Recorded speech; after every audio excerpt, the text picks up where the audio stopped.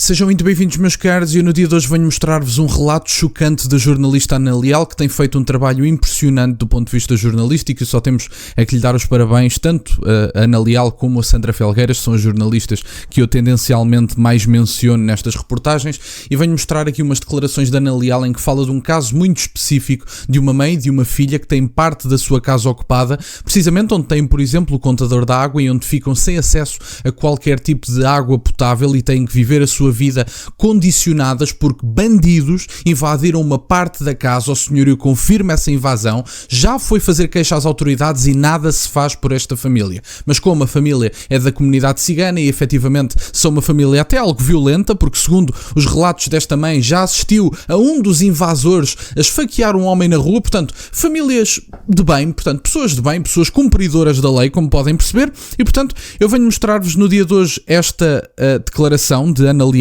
que vai ao terreno e que, aliás, até arrisca bastante em fazer este tipo de jornalismo sério, e, portanto, só temos é que agradecer a esta jornalista e ouvir estas declarações, e já passamos também a nós uns breves comentários.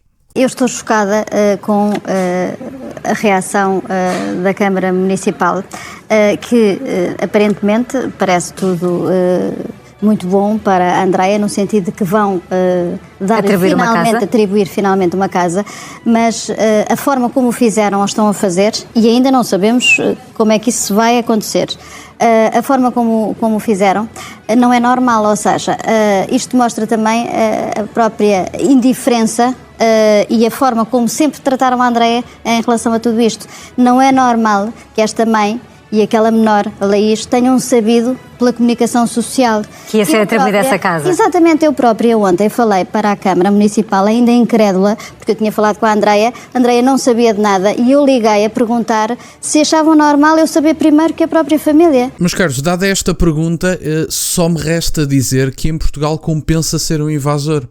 Em Portugal compensa cometer crimes, em Portugal compensa ocupar casas de forma ilegal, em Portugal compensa ser bandido. Em Portugal não compensa trabalhar, em Portugal não compensa abrir empresas, em Portugal não compensa ser uma pessoa decente, porque pessoas decentes como esta mãe e esta filha têm a sua casa ocupada, reportam isto às autoridades, falam com os órgãos públicos e o que têm é, pela primeira vez em muito tempo, uma movimentação por parte do poder político por causa de uma reportagem. Portanto, se estas pessoas, que são pessoas cumpridoras, que tinham a sua casa, que foi ocupada por estes bandidos, por estes invasores, por estes energúmenos que não têm outro nome, tiveram o seu espaço invadido e o que têm como resposta é um poder político que é incapaz de atuar, leis que impedem que as autoridades atuem de forma adequada, e só há uma forma adequada de atuar em relação a isto, que é pegar nestas pessoas e expulsá-las à força se necessário, porque esta casa tem dono e em Portugal compensa ser bandido. E, portanto, isto é o que me parece ser adequado dizer. Em Portugal compensa invadir casas de forma ilegal. E, portanto, se há um regime que não tem respeito pela propriedade privada, ou que pelo menos não penaliza quem não respeita a propriedade privada, e depois se arroga de ser democrático, como vamos fazer na sexta-feira? Sexta-feira vai tudo para a rua, celebrar a democracia e o 25 de Abril, e é uma grande festa, é feriado nacional e etc. Mas estas pessoas que são vítimas deste regime abrileiro, de pessoas que efetivamente são prejudicadas por uma incapacidade do poder político de delinear leis adequadas que protejam de forma clara a propriedade privada, e o que nós temos é pessoas prejudicadas em democracia que se atrevem por alguma razão a criticar o regime em que vivem, são antidemocráticos e fascistas e nazis. E portanto é isto que temos. É como eu digo, já disse 2, 3 vezes e volto a repetir, em Portugal compensa ser bandido. É o que compensa. São estas leis que nos trouxeram o regime abrileiro. Vamos ouvir. É normal, mas também demonstra a forma como ela tem sido tratada. Sabemos neste momento que vai haver uma reunião amanhã na Câmara Municipal para, de facto, se perceber em que condições é que vai ser atribuída essa casa, onde é que vai ser, quando é que vai ser, fala-se em maio, mas é tudo ainda muito vago, porque de repente, a verdade é que de repente sai uma casa da cartola. Porque eu recordo aqui que no sábado a senhora vereadora da Câmara Municipal de Valongo, que estava a tratar supostamente deste dossiê, uma vereadora que a Andreia Pereira nunca tinha estado com ela, não a conhecia pessoalmente, isto também para as pessoas perceberem, e recordo que ela tinha dito que não havia casas não havia casas, e pôs no mesmo pé de igualdade a família dos ocupantes ilegais da etnia cigana, que também tinham direito a uma casa e que estavam à espera, numa tal lista de espera, e estavam à espera que lhe fosse também atribuída uma casa, da mesma forma que a Andreia e a sua própria filha menor. Portanto, de repente, foi preciso de facto, e ainda bem, também estamos cá para isso. A comunicação social existe para isso mesmo. A pena é que de facto seja só assim. Que as pessoas se tenham que expor desta forma. Mas a verdade é que até agora nada foi feito. E só para recordar, Ana, os telespectadores que possam não ter visto esta reportagem, ou pelo menos o trabalho do todo, este terror em que esta mãe e filha viviam durava há quanto tempo? Essencialmente nos últimos 7 meses. Eles já eram ocupantes há mais tempo daquela casa. Eram várias famílias que ao longo de vários anos foram ocupando o resto do chão. Nos últimos 7 meses, esta família, a situação complicou-se a partir do momento em que houve o tal corte de água e em que passaram a viver sem água potável em casa, e em que os insultos e as ameaças subiram de tom, precisamente porque eles também ficaram privados de água por sua culpa.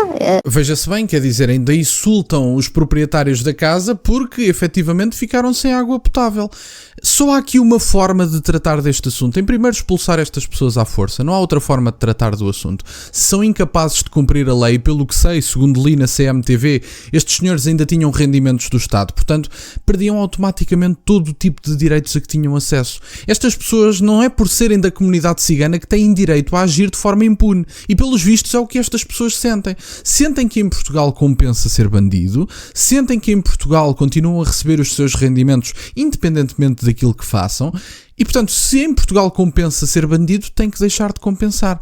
E se estas pessoas violam os direitos das outras pessoas, perdem os seus próprios direitos. Rendimentos é para perderem. 7 meses?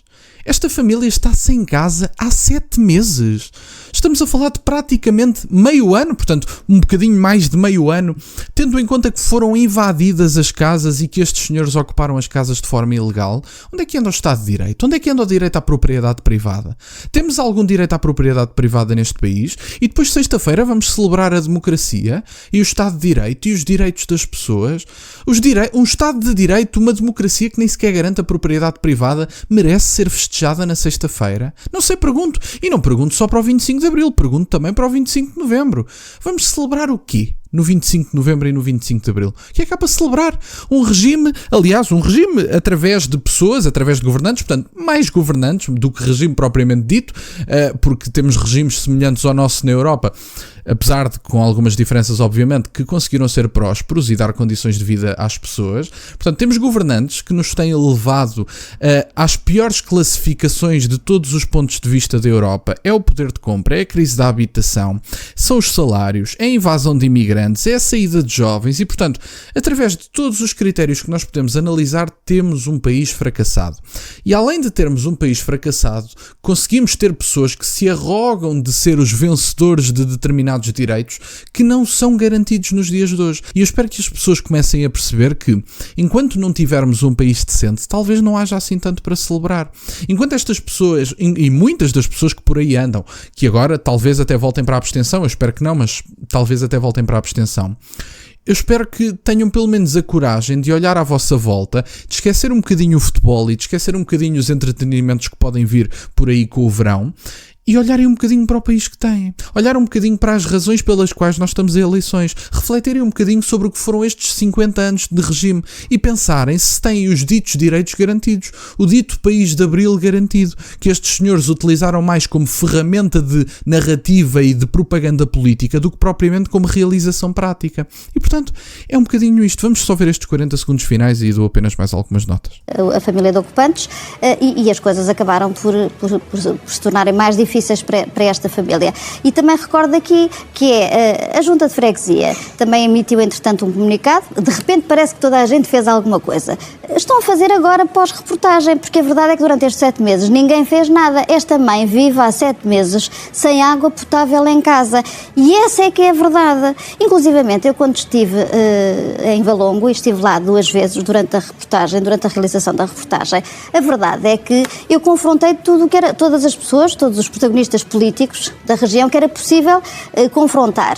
E todos eles me diziam que não havia nada a fazer. Bom, meus caros, isto é um falhanço total do Estado de Direito, isto é um falhanço total do poder político, isto é um falhanço total do Estado.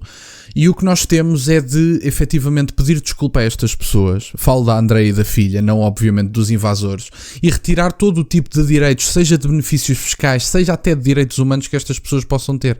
Não há pessoa nenhuma que tenha direito aos próprios direitos, passa a redundância, quando retira direitos às outras pessoas. E, portanto, querem-me falar do direito, estas pessoas que depois se arrogam, principalmente à esquerda, arrogam-se muito do direito ao aborto, como se o aborto fosse um direito e não fosse, obviamente, retirar a vida a uma pessoa. Arrogam-se de determinadas coisas que são caprichos e que não são propriamente direitos. O direito de poderem ter o seu pronomezinho em determinado documento, o direito de poderem fazer isto e fazer aquilo.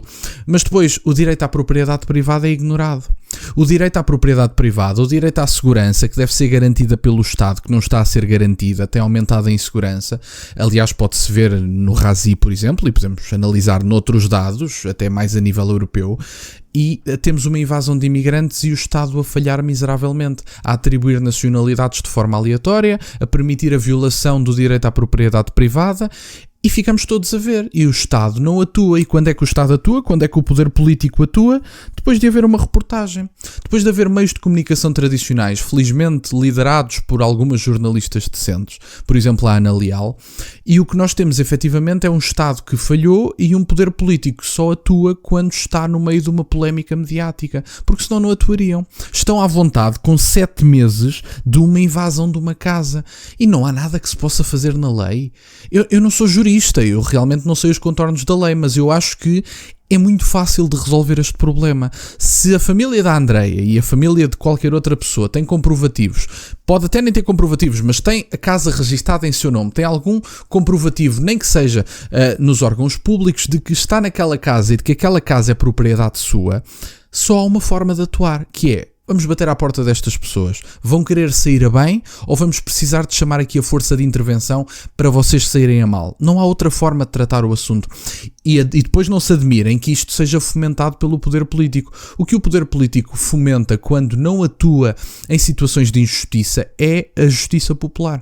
E se a justiça popular começar a ser a norma, vamos ter um estado de anarquia. E eu espero sinceramente que as pessoas tenham noção do que estão a fomentar, nomeadamente no poder político. E portanto, era isto que eu tinha para partilhar, meus caros. Infelizmente é o país que temos, quando temos, por exemplo, representantes do poder político, nomeadamente do Bloco de Esquerda, que estão à vontade com a ocupação de casas, porque todas as pessoas têm que ter casa. Lá está, é a igualdade na miséria que estas pessoas procuram. E portanto, era isto que eu tinha para partilhar, meus caros. Quero-vos agradecer imenso por estarem desse lado. Peço-vos que gostem deste vídeo e que subscrevam o canal. Tem as minhas redes sociais e o MBA na descrição, para o caso de quererem fazer alguma doação.